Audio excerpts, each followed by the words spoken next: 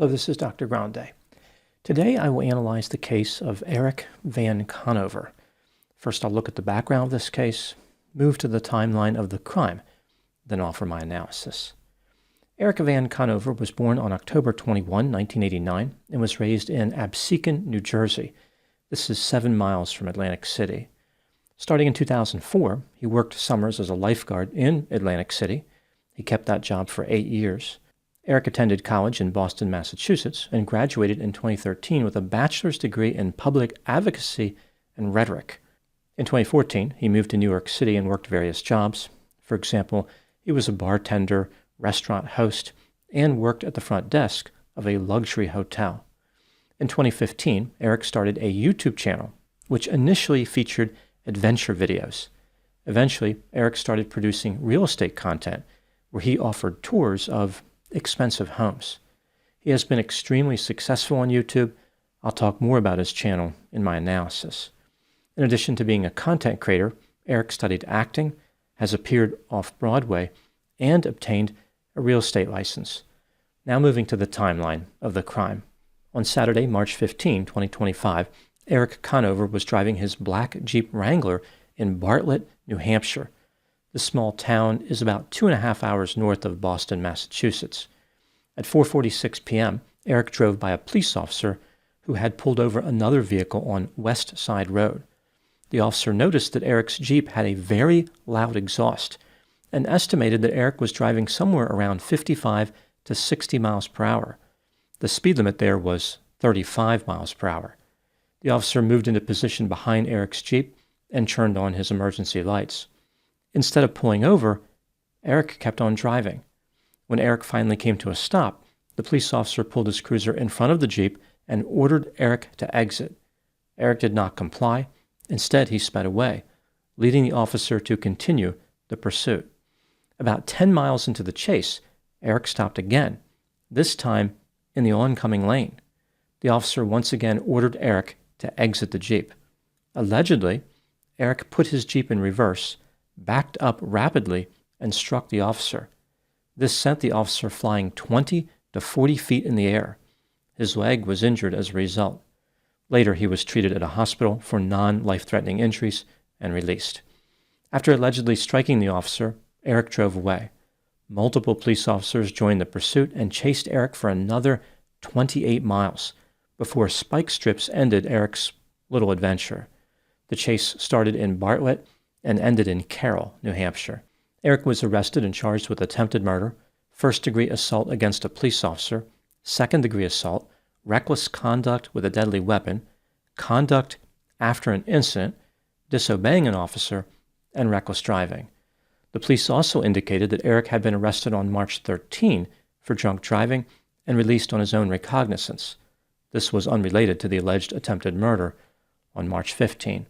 During his arraignment on Tuesday, March 18, 2025, Erik mentioned that he was a YouTuber and encouraged the magistrate to look up his social media presence. According to Erik, the incident involving the officer was a massive misunderstanding. His arrest was part of a police sting against him.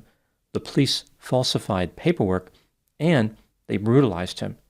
Erik insisted that he was not the same Erik Conover the police were looking for in connection with the attempted murder of the police officer. He said, "I'm exactly who I say I am. I'm a YouTuber." Erik indicated that he was from New York City, and the Erik Conover the police were looking for was from Absecon, New Jersey. I mentioned earlier that Erik was raised in Absecon, New Jersey. Erik offered commentary about mental health assessment when he said, quote, "If anyone dares to try to test my mental competence, I will eviscerate every single person with my intelligence right now, and that's not being egotistical," unquote. Erik prayed the Lord's Prayer with a few expletives added, denied that he consumed any alcohol, and claimed that he had been sober for 1,558 days. To explain why he was in New Hampshire, Erik offered 2 reasons. 1, he wanted to give his father a nice vacation, and 2, Erik was there to deal with personal issues. He said, quote, "To be honest, I'd been going through a rough patch with my wife, and I wanted to get out of the city and come smoke some weed up in the White Mountains," unquote. At the time I'm making this video, Erik is still being held in jail. His next court appearance will be a probable cause hearing. Now moving to my analysis. Here are my thoughts on a few areas that stood out to me in this case. Item number 1. At the time I'm making this video, Erik's YouTube channel has been viewed over 500 million times, and he has 2.76 million subscribers. He has achieved an incredible level of success. In the description of his channel, Erik indicates that it merges architecture, sacred geometry, and AI consciousness evolution. The channel explores homes built for energetic resonance and human expansion. He invites viewers to observe how sacred proportions impact human well-being and high-performance living by exploring the harmonic structures and energy flow of luxury homes. Some of the homes are infused with ancient wisdom and quantum design principles. I don't know about Erik's claims regarding harmonic structures and sacred proportions. To me, it looks like his channel features tours of very expensive properties. Very little human expansion is involved. For the most part, Erik has followed a formula in his videos.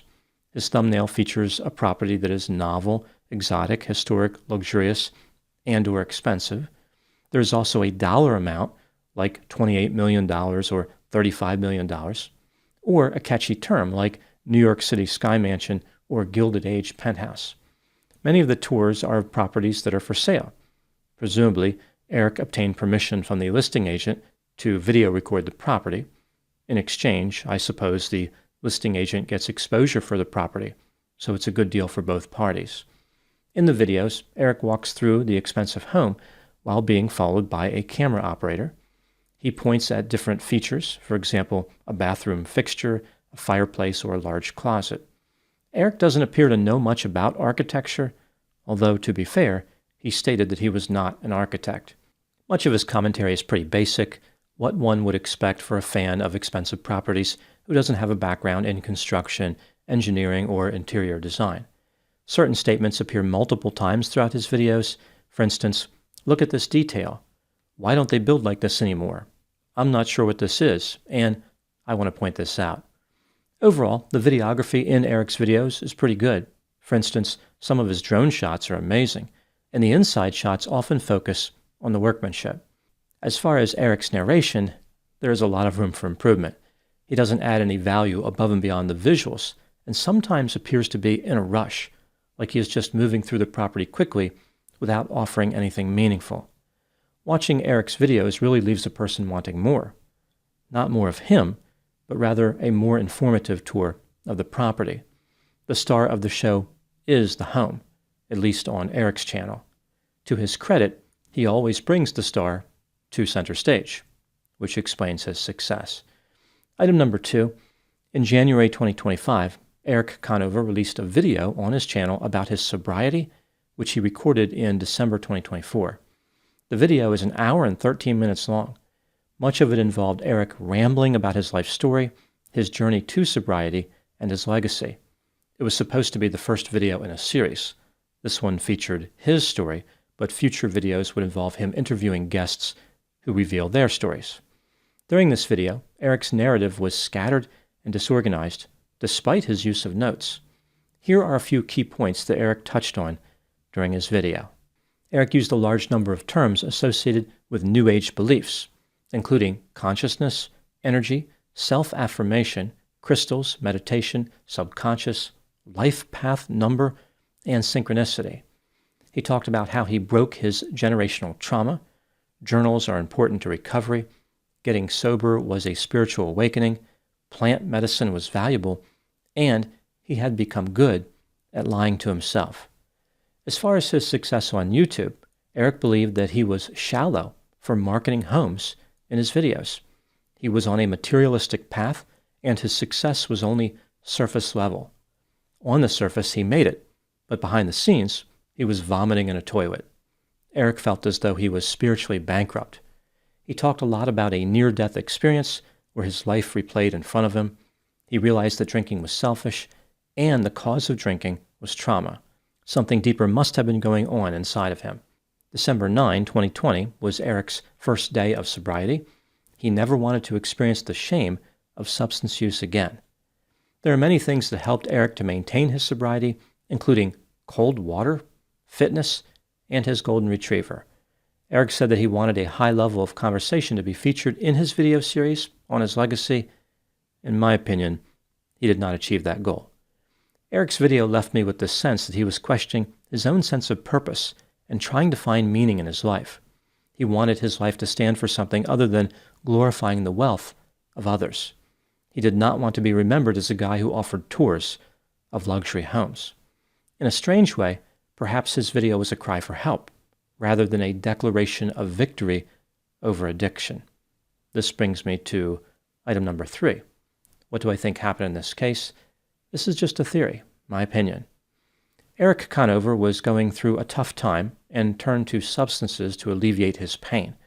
His substance use led him to being arrested for DUI and may have contributed to his alleged attack on the police officer. Something happened where Erik became aggressive, and he may not have been completely in touch with reality. This was evident at his arraignment, like when he said he would eviscerate people with his intelligence. In reality, it appears as though his intelligence was the victim of evisceration. The timing of Erik's substance use does not adequately explain his behavior in court. Again, Erik was arrested for DUI on Thursday, March 13, 2025. One would expect his behavior to be bizarre at that point, but his arraignment wasn't until Tuesday, March 18. In theory, Erik did not have access to substances in jail, so why was his behavior erratic, disorganized, and disturbing 5 days later? Did these substances facilitate some type of mental health episode, like one involving delusions? Or did a mental health episode occur first? And that's why Erik used substances. Erik has repeatedly used terms consistent with New Age beliefs, which arguably points to magical thinking. It's worth noting that maybe nothing was going on with Erik's mental health, and he was just acting during his arraignment. After all, he did take acting classes. At this point, there is no way to know for certain what happened. Now moving to my final thoughts. Not surprisingly, many people have offered harsh commentary in response to Erik's fall from grace. Here we have a man who preached about his legacy of defeating substances just months before being arrested for DUI and attempted murder. The levels of irony and hypocrisy invite criticism. Erik wanted a legacy. Well, now he has one. Perhaps it is less glamorous than he hoped, but it is still a legacy. When considering the totality of the story, I feel sorry for Erik. When a wealthy and popular social media star catastrophically fails, they should not expect too much empathy in this social climate. However, Erik is still a human being. It is reasonable to believe that mental health factors could explain his bad behavior. If this is the case, perhaps these factors mitigate his culpability. Either way, Erik has destroyed his life. A conviction seems inevitable. Even if he manages to dodge the most serious charge of attempted murder, he will probably still receive a prison sentence. It's not all bad news for Erik. Maybe he can start a new YouTube channel where he offers tours of prison cells. It can be called Maximum Security Mansions. The channel would feature a look at correctional living and the world of institutional design. Instead of marveling at features like infinity pools and walk-in closets, he can highlight the architectural nuances of his 6-by-8-foot luxury suite. He can emphasize the harmonic structure of reinforced concrete and the sacred geometry of a stainless steel toilet sink combo. One can imagine Erik standing in front of the camera and saying things like, "I want to point out the brilliant orange in this prison jumpsuit, which really pops under fluorescent lighting. And look at the fine detail work on this handcrafted shank collection.